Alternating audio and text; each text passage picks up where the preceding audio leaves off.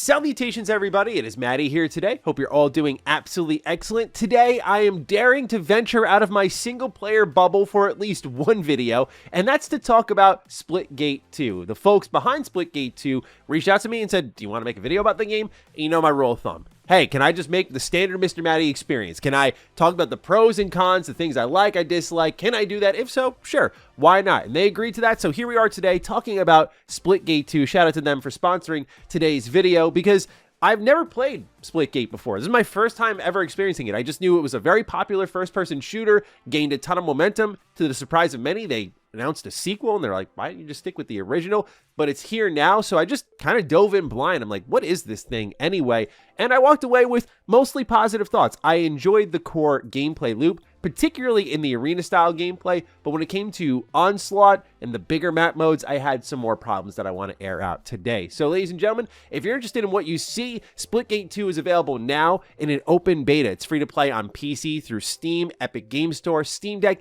and console crossplay, meaning if you're on PS4 or 5 or Xbox One, Series X and S, y'all can play with the PC bros out there. How about that? Good time. So if you like what you see in this video, you can just go ahead and check it out for yourself.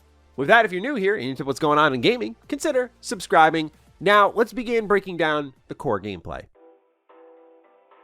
So Splitgate 2 is mostly an arena shooter, like 95, like 85% in that percentile range, 85% arena shooter. Then there's Onslaught, which we'll talk about in a little bit, but it's mostly an arena shooter. What that means is tight maps, weapon pickups, very arcadey, very fast, very fun, very fluid. But the twist to Splitgate are the portals. So you can shoot these around in certain spots of the map and create different routes to the objective. This means things get frantic real quick. It also means that you can strategize against your opponents real fast too if you are witty with it. So an example of this is actually one time I did it like as if it was straight out of a trailer. Like I just shot two portals, walked through one, and I flanked an enemy almost instantly, and he was still looking for me in the same area, and I just popped him from the side. I got killed immediately after, but it was one of those cool moments where I went, so you can get really creative with how you navigate these maps.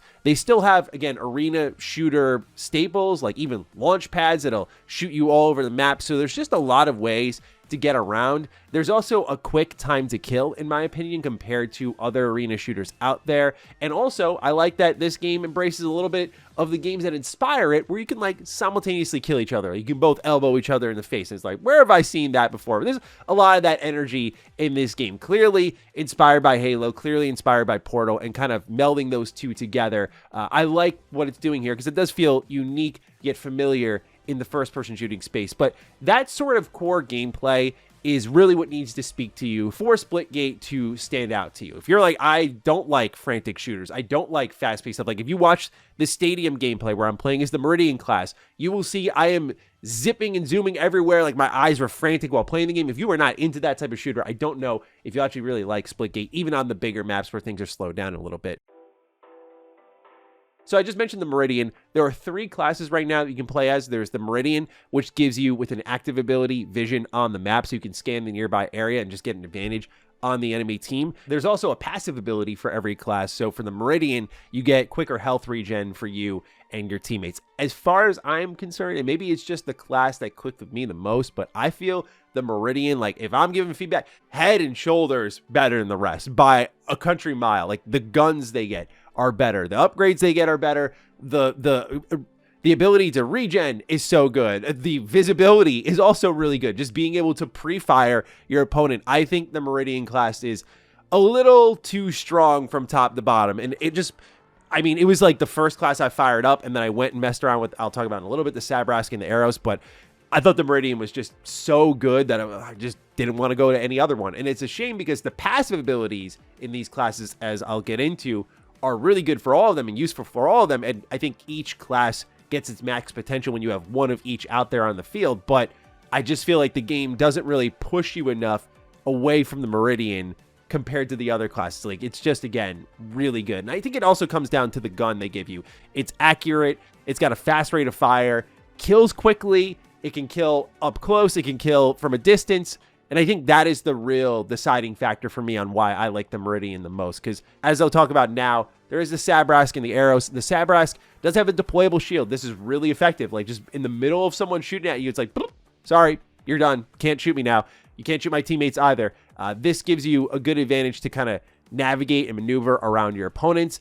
It also is a class that gives you and your teammates quicker equipment recharge. So those throwables you'll get, that I'll talk about in a moment, like a shock disc, these are things that just come back a lot quicker. Meanwhile, the Arrows was my least favorite class. Again, I think a lot of this came down to the weapons, because each class has its own set of weapons, which I think is really good. But again, compared to the Meridian, just didn't feel as great. But the Arrows has a speed boost that you can give to yourself for both movement, reload, and health regen. So you already move quick in this game, and the Arrows just lets you zip around at lightning speed, which I think will feel good for certain players. And then the passive allows your teammates' abilities to cool down quicker. So if I were to tier list this, I'd say Meridian, Arrows, and then Sabrask would be kind of like my pick of the litter here, my favorites. If you're going to dive in, these would be the order of operations I'd go through on how I'd try out these classes. What I like, though, is that each has 2 loadouts. So if you want to mess around with like 2 different weapons or tinker a bit and just have 2 options available for you in a game, you can. And so each loadout has a primary weapon, a secondary weapon, a piece of equipment, and 2 perks. These vary from class to class across the board. And so these are different weapons. There are attachments for each, like that'll increase your rate of fire, maybe a laser sight that's good for aiming. They'll also have extended magazines, which again, when you put that on the Meridian's primary weapon, just absurdly good. I do wish the loadouts were a little more expansive. It's trying to do a lot of things at once, which is what makes it distinct. But what happens is it feels like some parts of the game, as I'll talk about now, aren't as fleshed out as they could be. Like the loadout system, I think some of these weapons should have various different parts compared to others, but when I was looking at them all, pretty much all of them had like a grip and an extended mag and a laser sight. And for like a sci-fi universe, I feel like there was more here to give to make each weapon feel truly distinct. I think for the open beta, they have a decent amount to show you here, but I just feel like in the terms of loadout, there could have been a little bit more variety on how these guns truly handle and feel. Because there are some that are like fully auto. I definitely prefer those, but there are like carbines that are more like your DMR semi-auto. Really effective stuff.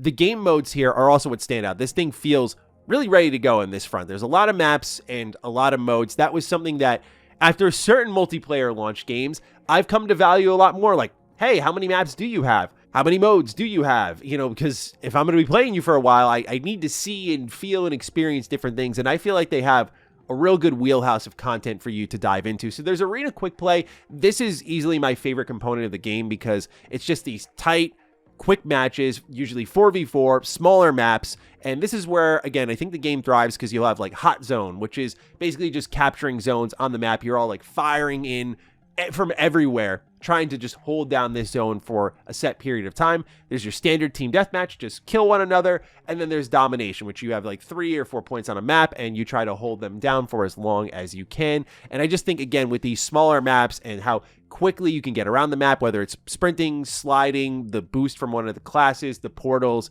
this is where the game feels like this is what it was built for. There's also interesting modes on top of it. There's one called Takedown, which I thought was a really cool idea. So I love game modes like Search and Destroy. When I played a lot of Call of Duty, Search and Destroy was my go-to game mode, especially when I played competitively.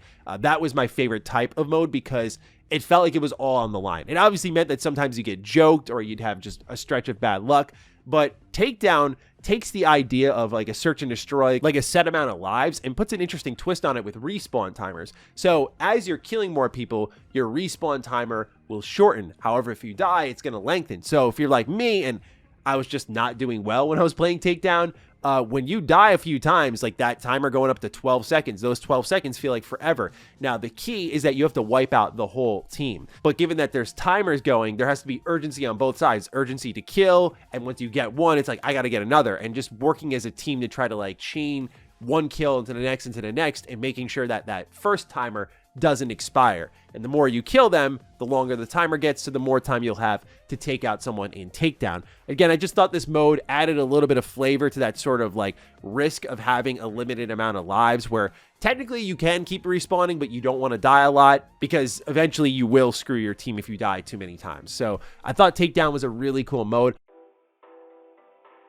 Next is Onslaught. This is the part of the game I have personally the most issues with because I think when you play Arena and you feel like, oh, this is what the game was made for, then you go to Onslaught. It's multi-team, so you'll have a bunch of teams of like 8 or 4, and they'll be on these really big maps, and it'll be a lot of the similar modes that I've talked about earlier, like your team deathmatch or domination or hot zone, and these modes themselves are great. I just think with how many players can be on the map at a time, which is 24, and how big they are, one of the good things I like about Splitgate and its arena style gameplay is that you're just constantly like getting back into the action. Like, oh, I missed that kill, or oh, my aim was off there, and you get right back into it just by how the movement works and the portals work. Like, you just are immediately back getting your second chance. That feels really good. So in Onslaught, when you're wandering for a while looking for some action and you get picked by someone and they're hiding out, I think it just generally, these bigger maps bring out the worst in multiplayer gamers who want to do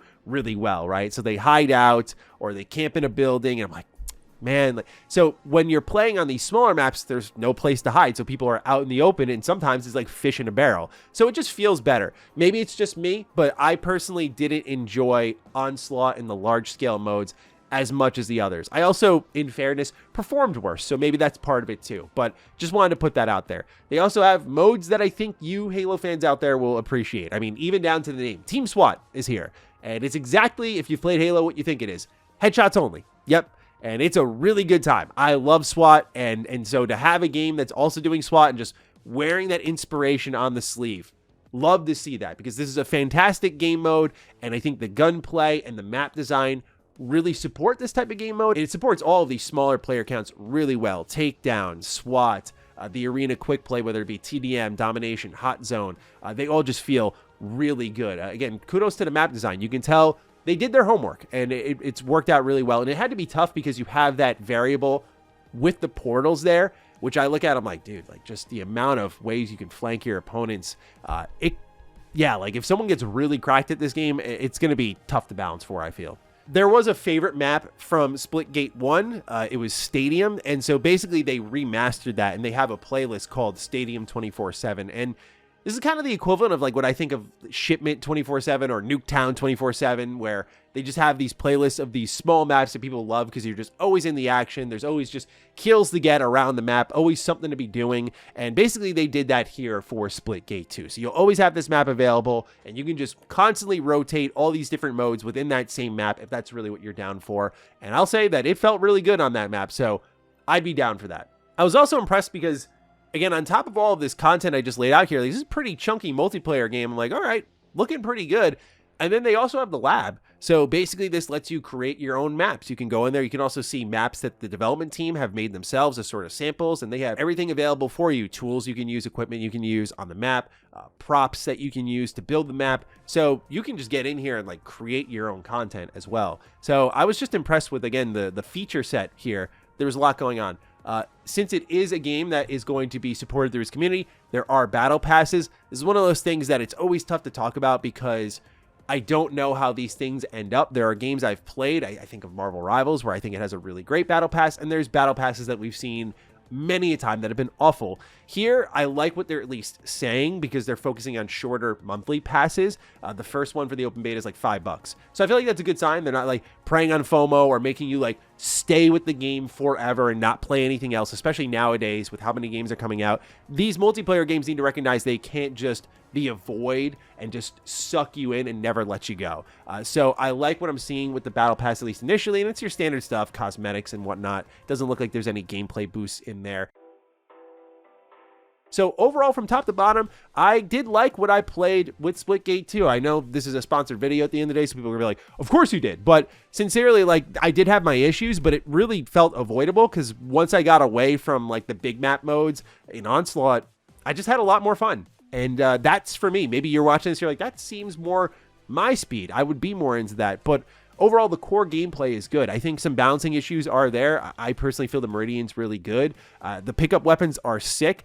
You have rocket launchers, you have snipers, you have shotguns, SMGs. They all feel really effective. Everything feels super good, feels super effective. Again, I don't know if once the game stabilizes a bit and you have less new players coming in and the great players stay, the ones who really love the loop and are really good at it, how things shake out on a balance level. But we'll see in due time. Overall, for me, the sniff test the taste test, it passes. I enjoyed my time with Splitgate 2, and I'd recommend, again, free open beta. Give it a shot. See how you feel about it. But nonetheless, ladies and gentlemen, that's all I've got for you today on Splitgate 2. Let me know your thoughts down below. Are you checking it out? Fire away. Other than that, I will catch you in the next video. Stay sexy, stay active. I love you all. Peace.